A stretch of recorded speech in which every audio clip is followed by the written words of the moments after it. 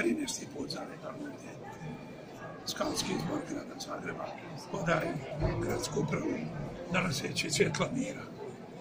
U godini milosrđa i solidarnosti koji se odnosi Papa Franjo pod geslom da govorimo više dijelima, manje riječima.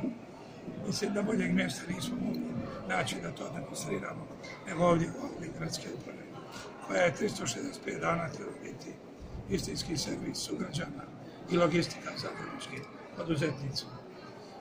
Svjetlo mira simbolizira mir, dostojanstvo prije svega, a onda je otvorenost i sigurnost. I neka tako potiče do mira u mjesecu dočašća i očekivanju rođenja Isusa Krista. To betlehemsko svjetlo obasja ne samo u gradske uprave i gradsku upravu, nego cijeli Zagreb i lijepo cijelu nam domovinu Hrvatsku. Sam hvala još jednom svima.